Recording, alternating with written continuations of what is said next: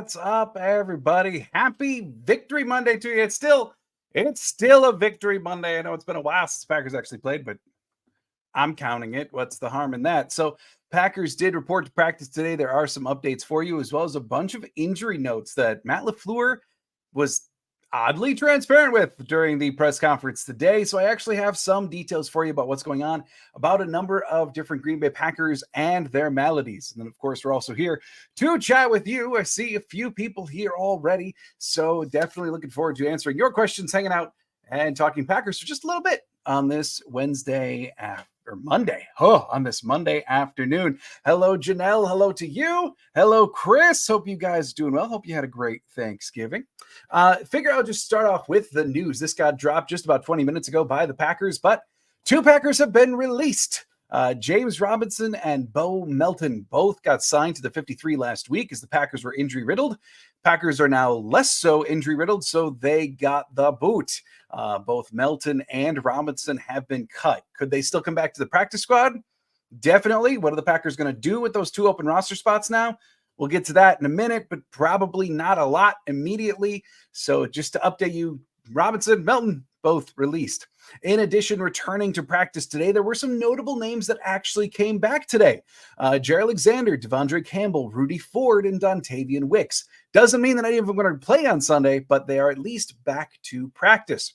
Packers also had two players that they designated officially from return from IR. This is opening their practice window. Not necessarily saying that they're back on the 53, but Darnell Savage was joined today by Eric Stokes practicing. Stokes coming back.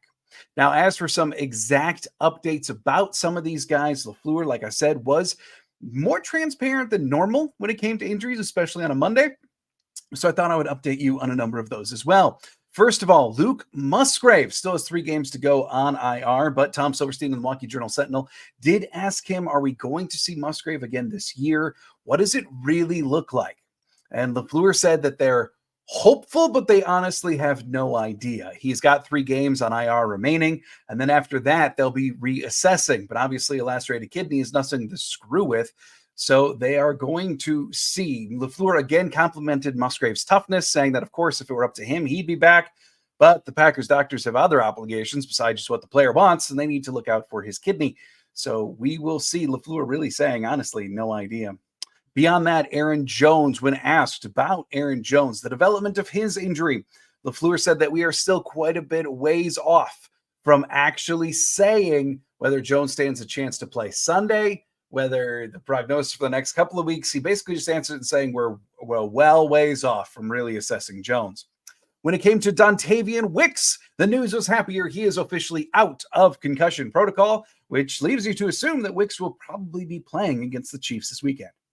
Eric Stokes, like I mentioned, he's designated to return now, opening his practice window, but LaFleur kind of trampled down hopes for an immediate comeback from Stokes, saying that they would be very deliberate in their process, keeping in mind the injury history of Stokes over the last 18 months, that they are going to be deliberate and purposeful in bringing him back. So I don't think we'll be seeing Stokes this week.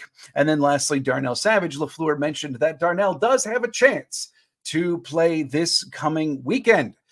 Coming back from his injury, of course, that leads to questions about where's he going to play? Who are they going to put on the bench? Anthony Johnson Jr. or Jonathan Owens? Jonathan Owens, of course, coming off of the game of his life last week against Detroit. So where exactly would that fit in? Plus, you got Rudy Ford maybe coming back as well. So certainly lots of moving pieces right now for the Packers as a number of guys come back to health, come back into rotations, and really seeing where they're going to go.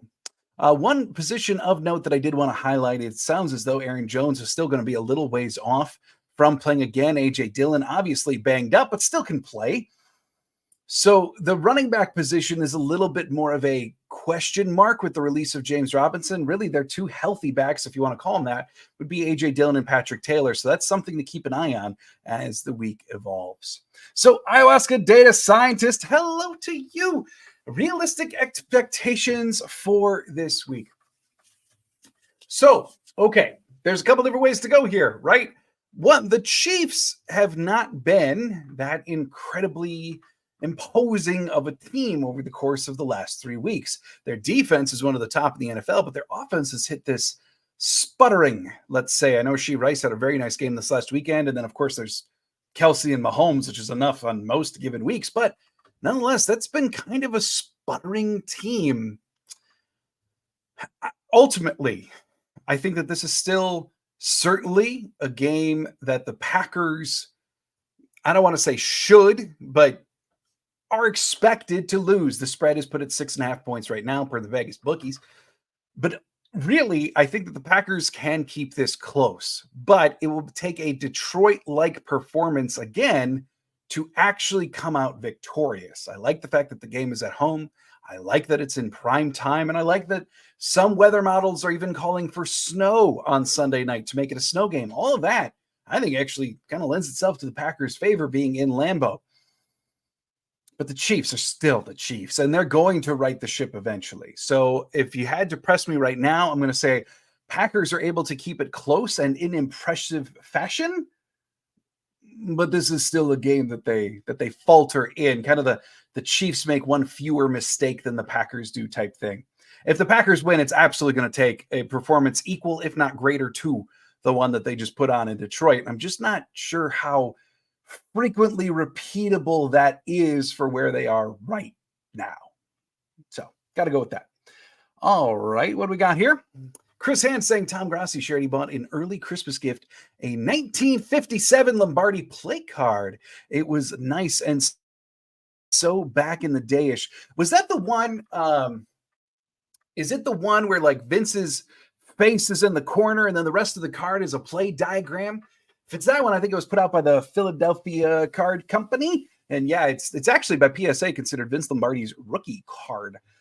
Really, really neat card. I'll have to pull mine out later. But yeah, I love old cards like that, Chris. I'm with you. It's something better about them. I'm with you. Ayahuasca again saying, also, what's the over-under on how many custom Swift jerseys we'll see around Lambeau this week? So many. I mean, this is the battle of like Swift versus Biles, right? I know Simone Biles custom jerseys haven't taken off for Green Bay yet, but it's going to be a few. Let's see. Over, under? Oh, man. Let's see. During the game, let's go with this. During the game, I bet you at least 10 will be televised. I'll go with that for now. All right, Mick saying, which came first, Love throw to the correct spot, or several receivers running routes correctly, or blocking keeps Love cleaner longer? Yeah, it's a chicken and egg, right? Luckily for the Packers, everything is kind of coming together at the right point. I would say the thing that developed first in terms of the offense's recent success was the blocking. Elton Jenkins began to play like Elton Jenkins again about 3-4 weeks ago. That certainly has helped. The rotation between Yash and Rasheed Walker at left tackle is weirdly working. Since they started doing that rotation, Rasheed Walker's looking better and better. So maybe they're really onto something there. So I think first was the blocking. Then second, you had the receivers actually being where they were supposed to be. Then third, you saw increased placement from Love as the other stuff began to sync up. If you had asked me, that's the order I would say that I've kind of seen them evolve. Love has undoubtedly gotten better, but that other stuff kind of came first, and it was very, very necessary cogs for Jordan to progress the way that he has, I guess I would say. Hey, Lecabo, sorry I'm late. I told you a winning streak was starting, brother. Go back, go. Hey, you're on two games in a row, Lecabos. Let's see if they can make it 3. I'm riding the train. I want them to. But yeah, it's a tall order this coming weekend. But hey, you were right. Even 2 wins is a streak. So you are undoubtedly correct. The cool thing about the schedule, I don't know if you caught it, but of course, it's gone around the interwebs as of late, but NFL on Fox opened up their Sunday show talking about different teams and their playoff chances, and Michael Strahan kind of went on a speech stupefying about how the Packers are going to make the playoffs, partly because their upcoming schedule is not exactly daunting. Basically, they've got the Chiefs, and then after that, they've got games against the Giants, Panthers, Bears, a number of the bottom dwellers coming up on the schedule.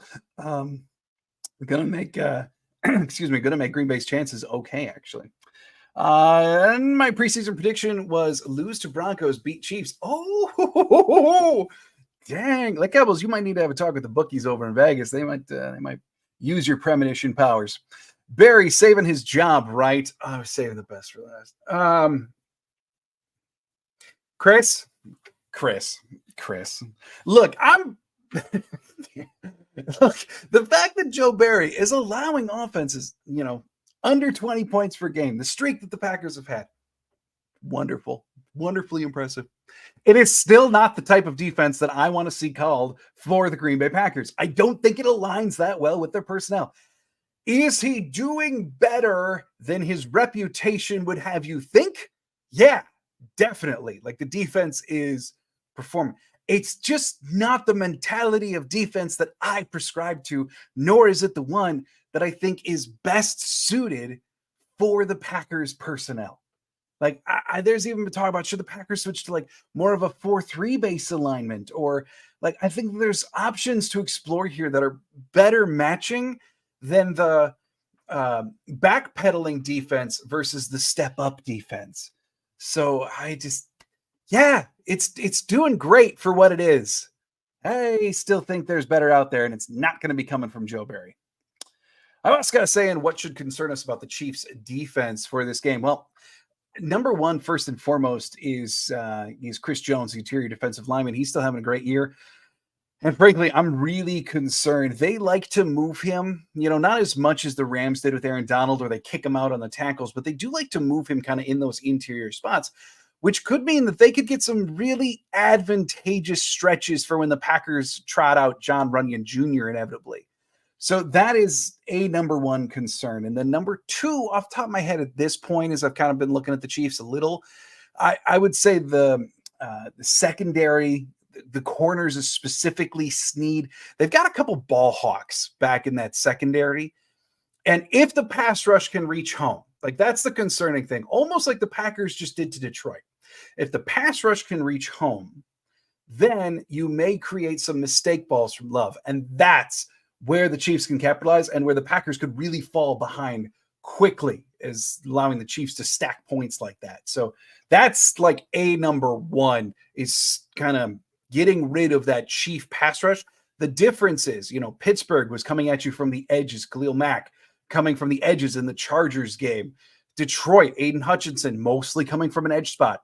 Chiefs are different in that they're going to push right up the middle from the center and guard position. And we just have to hope that the Packers are well enough equipped to still fend off that kind of pass rush. Steve is real. Yeah. Hey, Steve, how you doing? Glad to see you're here. And then also, like Hebel saying, also hoping for Joe Barry and Jordan to own Mahomes again. Yes, again. And that's an excellent point. The last time that these teams faced off was that game in Kansas City. It was the Aaron Rodgers COVID game where we found out just before the game that he was not going to be able to play. And then all of a sudden, Jordan Love had to come in, and Matt LaFleur again reiterated in his press conference today that he still believes that the fault was on the coaching staff for not adapting the game plan. They basically just handed Jordan Aaron's game plan, which was less than ideal for especially where Jordan was at that point in his development. So, but the thing of that game was that the defense did perform very well. Keep in mind, Patrick Mahomes and Jordan Love's stat line from that last faceoff were very, very close. I think a few of the categories even going to Love's side of things. That's in a game that Love was scrambling for his life. It's not to say Love and Mahomes are the same. Don't do that. But the Packers defense did perform quite well against the Chiefs offense last time they played. So, yeah, there you go. Those that love compromise hate truth and freedom, but love living by communist laws. Okay, cool. Go Pack Go. Janelle, maybe Sean Ryan will get a chance to show what he can do. Rather see him than Runyon. Yeah, it was actually really nice. Like Sean Ryan only played 13 snaps in the game this last weekend or on a Thursday. It was really good to see. Like, he is a human blockade. The first thing that really jumps off is how much stronger he is than John Runyon Jr. And as you all know, like, I've been a supporter of John Runyon Jr., but the step back from him this year has been massive. And Sean Ryan, taking into account the full picture, there's 2 years left on Ryan's deal. There's half a season left on Runyan's. It is a no-brainer at this point to put Ryan in.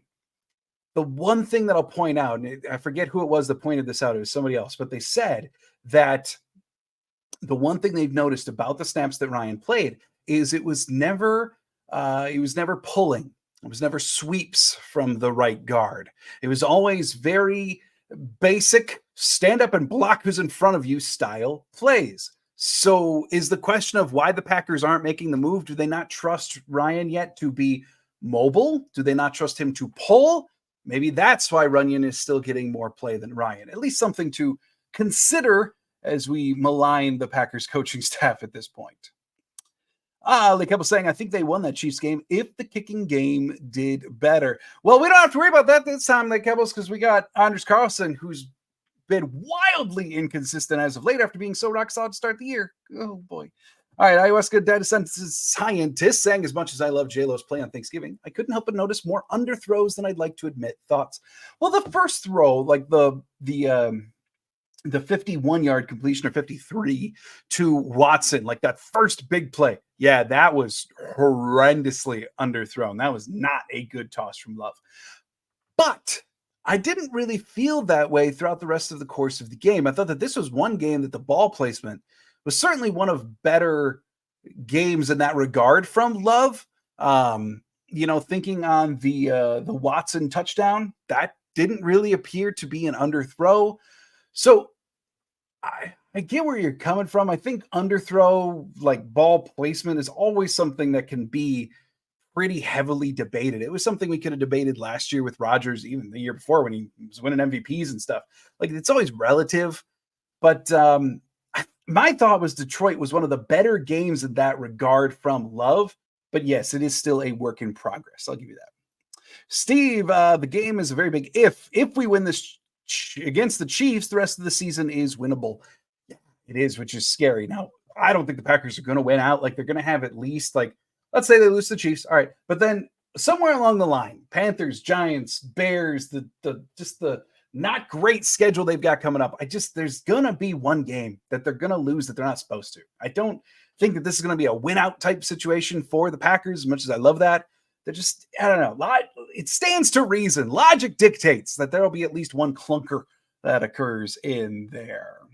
Chris Hand saying, Love is fearless in the pocket. The way he knows when to run out of the pocket like Rodgers. Perfect timing, accuracy down deep. This, for me, puts total confidence in Love going forward. Yeah, I mean, if you look at a number of the cumulative stats, Love is now top 4, depending on which one, top 5, top 3, again, depending on which metric you're looking at, in terms of deep balls. And that even a lot of those are coming through air yards. It's not like they're big yak plays that are occurring that is leading to all of these metrics for Love. He's actually completing deep balls at a rate better than 85% of the quarterbacks in the league. So I'm with you. Love's on the doorstep of being the guy. No doubt about it. Mick, how many interior defensive linemen will remain on the Packers next year? How many will be drafted? Oh, Mick. Well, all 5 that they have are staying. That would be Wyatt, Slayton, Clark, Wooden, and Brooks. All 5 of them are staying. I have no doubt about that. In terms of how many are added in the draft, 1. But like the spots on that line are pretty well full. I know, Mick, you still want a big body John Ford type, some Gilbert Brown, Terrence Cody type from years ago, but the Packers have 5 that are very, very secure in their standing on the roster. So I think maybe we'll see a draft pick, but it's going to probably be a day 3 pick, maybe someone to plug a hole, but not a position they are going to be looking to revolutionize this coming offseason. Like Hebels, a lot of us, funny enough, said that we would prefer overthrows, but QB School said that he prefers underthrows if you're going to be too hot or too low. I have not yet seen, it's on my bookmark list right now. I haven't watched the QB School's breakdown of Love from Thanksgiving yet. It's on my to-do list, but I mean, I understand the logic. Oftentimes underthrows are more playable than overthrows from the receiver's perspective. You do run a little bit more risk, generally speaking, in terms of throwing into coverage, but and maybe that's why it's occurring. Like, we know Love has the arm to overthrow. So maybe that's what Tom Clements is teaching. Maybe he and the QB school are very aligned that way of, hey, Love, if you're going to drop it in a bucket, drop it a little early. So maybe there's something to that. William King, go pack, go. This guy's a star. I think the game plan finally fit this team, or the team finally got good enough to execute it. I think it's a little bit of both. Like, LaFleur did call different things from the last game, or in the last, I should say, like 2-3 weeks, we've kind of seen an evolution. Even Jordan Orlovsky on ESPN, he kind of pointed that out, that the LaFleur offense is beginning to look LaFleurian again, that some of the compromises have maybe found their way out. We're seeing more play action, seeing more motion, etc., etc. But it is, again, a little bit of a chicken and egg, because maybe the reason LaFleur wasn't calling a lot of that stuff was because he needed guys to just be able to get in the correct lineup on the field, which we know was an issue for a few weeks earlier in the year. So, you know what? Either way, glad to see it happening. It's probably never a question we're going to know the complete answer to, but they do seem to be syncing up together at the same time, and that's quite refreshing. Ayahuasca, how do we feel about the Chiefs' O-line? Can Gary and company dominate again? The Chiefs do have a good O-line, probably better in the pass blocking regard than the run blocking, similar to Green Bay's. I'm trying to think of how to answer this correctly, right? I'm going to say, can they? Yes, they could feasibly dominate the Chiefs line again, especially the tackles. That's where the Chiefs are still a bit weak in terms of pass protection. So Gary and company, yeah, go light them up. But my concern here is the Detroit game, how well Gary performed, how many pressures came from Clark and Preston Smith and Carl Brooks. It was a little anomalous. We can't expect rationally that the line is going to perform that well every single week, because that was extremely well. Of course, we want that to be the bar, but it may just not be realistic. So can they do to the Chiefs line what they did to Detroit? Yeah, they're totally capable. Is it reasonable to expect that level of performance again? Probably not. The Chiefs line is a step down from Detroit's line. They should experience some success there. No doubt about it. I think it's, I may be forgetting the last name, but it's Juwan. I think Taylor is his last name, the tackle. Gary should match up with him incredibly well, and they should generate some pressure from other ways. I'm just saying the Detroit game probably isn't the standard of what's normal to expect week in and week out. But can they do it against Detroit or against Kansas City? Yeah, totally. Steve is real. Yeah, Malik Heath is and will be very big for us. Watson, Reed, Wicks, Dobbs, and Heath. I do love this receiving core. Yeah, I do. I mean, Malik Heath, I rattled off the stats the other day. 5 passing snaps that he turned into 4 catches for over 40 yards? Most efficient receiving line ever. Incredibly cool stuff. But then also he got shout outs from several on the coaching staff about how much of a willing run blocker he is. So that was by far the best we've seen Malik Heath perform. If he can keep that going, he's getting more and more playing time. Like Hebbles, Gary is playing his heart out for Jordan. You can tell how much he cares for J-Love. I agree. Like even like 2 weeks ago, when Jordan Love was getting a game ball in the locker room, and Rashawn Gary just let out this barbaric yarp. That's what I like to say when it comes to Rashawn from Dead Poet Society. I mean, just you see Rashawn Gary. Part of the reason I love him is that man is a gigantic ball of muscle and emotion. When he was drafted, he was weeping. This last week, after getting a special shout out from LaFleur in the hug, he began weeping in the locker room. Like, I just love how much Rashawn Gary cares and is passionate and loves all this stuff. J-Lo very, very much included. Chris Hand, Detroit doesn't like Green Bay, and Green Bay doesn't care. To beat Detroit on a comeback game like that is big when Detroit thinks that they can put their foot down on us. It's a bear trap, suckers. I mean, Detroit has had Green Bay's number for 3-4 years now. So that was very, very refreshing to see. And then what Love said after the game, too, where Love was talking about, like, we had their number. Green Bay was ready. That was so nice to see. Rocket Knees, if we win against the Chiefs in a convincing manner, watch the national media hyping the Packers. We are going to be everybody don't want to play them in the playoffs team. It's true. It's already happening, right? Like Michael Strahan, NFL and Fox saying the Packers are going to make the playoffs. Like when, you win against the Chiefs, then it goes from like, ooh, they're frisky. They stand a chance to make the playoffs to, oh, they dangerous. Yeah, I mean, that'll be a fun transition at the very least. And it makes me sick. Yeah. Hey, it's better than them absolutely stomping on the Packers like they did for a bit in national media circles, or all that kind of stuff that made headlines for a few weeks. So I'll take them ramping them up instead.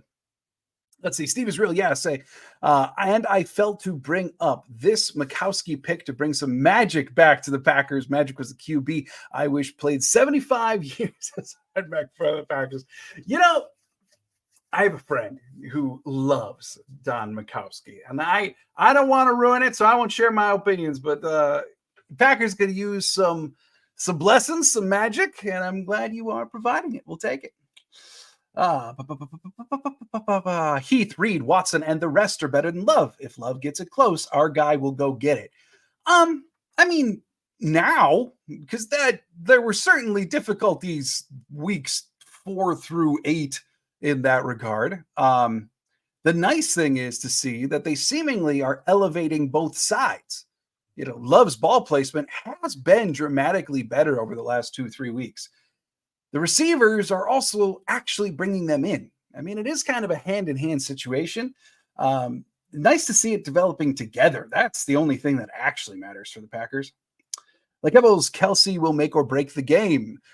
We've struggled against tight ends. Even in All-Pro 2021, the defense sucked versus tight ends. It's true. It's been in weak spot up until, I forget the exact number. I had this earlier this year when we were going against a big tight end, maybe Hawkinson.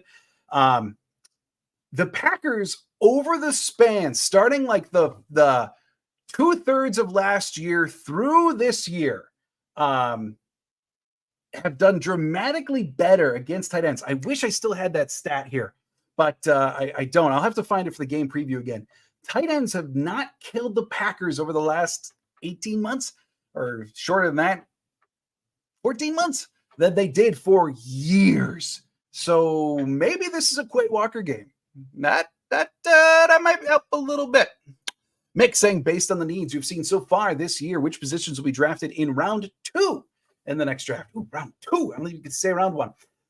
I think offensive line is very high to the top of the list. I think safety is probably also still there. And the other thing that I will say is kind of a sneaky need that I've got my eye on a little bit might be corner. You'll have to see about Eric Stokes' health. Obviously, you've got Jair, you've got, because he's not going anywhere with that contract or anything, but you've got Carrington Valentine, who's coming along really, really well. But you need probably a new slot corner. Keyshawn Nixon's contract is up at the end of the year. His play has been very, very up and down in the slot. Probably could use some reinforcement there. So I think corner is higher on the list than some people want to acknowledge. So I guess off the top of my head, I would go O-line, safety, corner in no particular order. Those are the top needs. Miserable Goat saying sliding in at that last second. I just want to see how the offense performs against KC. Yeah, right. Like the defense has shut down Kansas City before. I've certainly had my expectations. Like they're going to give up yards to Kansas City. But what a wonderful test for J-Love and company. Now, I mean, they did it against a very good defense in Detroit.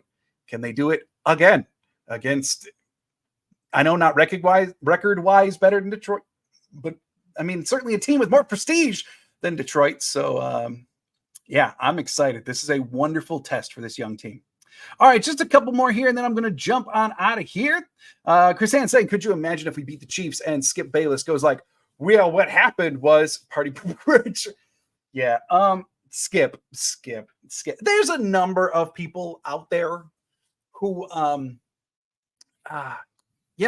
don't actually watch the Packers play, but then when they're asked about it, certainly have opinions about the Packers, given the Packers' popularity across the country. And it's funny how that works. But yeah, I mean, I don't think anyone can deny it. If they beat Detroit on Thanksgiving and then Sunday Night Football beat Kansas City, are the Packers not a legitimate threat to anyone? Like, come on. If they make excuses after that, no good. All right, Gilletta01, thank you so much for the super sticker. I appreciate it. Thank you. Thank you. Let's see here. Just a couple more questions, then I got to jump. Like Hebble's saying, which playoff team, not counting Hawks or Vikings, do you think we match up best against? I actually say Cowboys or Lions. Well, I mean, the Packers certainly performed well against the Cowboys last year. I wouldn't mind going against the Lions again. I don't want anything to do with Frisco. But you know what? Based upon how they played against Buffalo, I actually thought watching Philly that it is a team that the Packers could, I'm not saying would, but could wind up on top of. So I guess I got to go. I guess I'd lump Philly into that too, as gross as that feels. But yeah, if you're going to make me pick, I'm going. Miserable Code, if our defense shows up again, I'm playing the lotto. Hey, why not? We might as well all profit from it, right? Rocket Knees, if this team makes the playoffs, they would speed up the maturity trajectory. I want them to experience a playoff game, even if it's a first-round loss. The abrupt ending to the season create hunger. I'm actually with you, right? Like we talked before about winning programs create winning, right? And that's why it's so hard. Like if you're a team that tanks to all of a sudden just do better the next year, generally it takes a regime change to do that. Young teams have to learn how to win.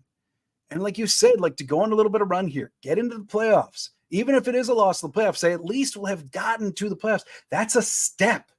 And that's the whole name of the game for where the Green Bay Packers are. Admittedly, I think like compared to where we were 5 weeks ago, yeah, this looks different. Like everyone was saying that like this year is a loss. We're just, we're learning. It's fine, but we're shooting for 2025. Well, if they make the playoffs in 2023, also in 2024, you can up it a little bit earlier in 2025. So like, I'm with you. I agree totally. So one last one here. Like Hebel Skip actually has been right about J-Lo. I'm assuming even rightfully pointed out Green Bay might have won week 4 if they didn't have turnover so early. Hey, you know what? That's fair. I'm not going to lie to you. I stopped watching Skip a long time ago. And now I might only see like a headline here or there. Same thing with Colin Cowherd. Like a lot of those guys, like I may see the headlines, I may see the quotes, but like I'm not tuning in. Like I stopped doing that years ago. There is much better to brews, but hey, you know, glad Skip's doing okay when it comes to the Packers. It's good to hear. Yes, I see a couple thanks. Of course, Miserable Go. Thank you as always for the support. Like Hebel, same to you. Everybody here, thank you for the support. And one last one, Chris Hand just beating the buzzer. John, last one. If you had to choose TJ Watt or Clay Matt, Chris.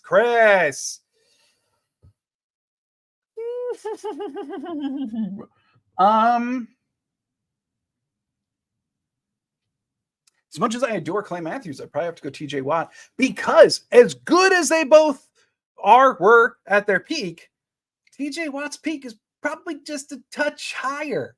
I think Clay was the more versatile player. I think he could impact a game in more ways than TJ Watt could, but TJ was probably more dominant from his actual position than Clay was.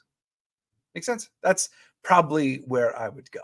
All right, everybody, it is time for me to get on out of here. Thanks so much for joining me here for the live Q&A. I'm not sure what we're going to be doing Wednesday yet. Maybe I'll go live again. I don't know. It is a extended week for us here as well. So I will let you know, as always, on the channel. Thanks so much for joining me here. Hope did answer a couple of your questions. Thanks for hanging out. And as always, go Pack Go.